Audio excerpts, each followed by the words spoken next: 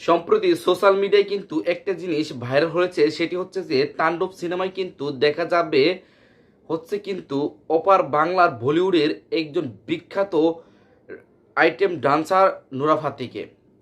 সেটি কিন্তু সোশ্যাল মিডিয়ায় এক ধরনের ভাইরাল হয়ে গেছে। আর তাণ্ডব সিনেমায় কিন্তু সাকিব খান উড়াধুরা একটা তাণ্ডব সিনেমা নিয়ে আসছে, কিন্তু সেটি কিন্তু অলরেডি সামান্য টিজারের মাধ্যমে প্রকাশ করে দিয়েছেন।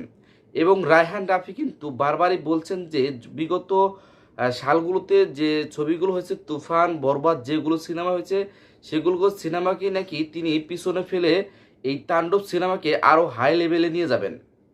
আর সেখানে একটি আইটেম গানের কিছু অংশ কিন্তু সোশ্যাল মিডিয়ায় একটা গুঞ্জন শোনা যাচ্ছে যে সেখানে নাকি নুরা ফাতিকে নেওয়া হবে। আবার অনেকেই কিন্তু মন্তব্য করছে যে সেখানে নাকি উর্বশী রাউতেলাকেও নেওয়া হবে।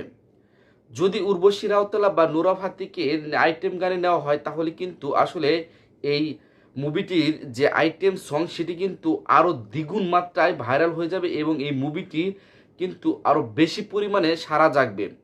কারণ হচ্ছে উর্বশী রাউতলা এবং যে নোরা ফাতি তারা কিন্তু আইটেম গানের জন্য শীর্ষে। তাদের আইটেম গান মানে হচ্ছে উড়াধুরা। তারা যে সিনেমাতে আইটেম গানে অভিনয় করে থাকেন সেটিতে কিন্তু আসলে ব্যাপক পরিমাণের সাড়া জাগে।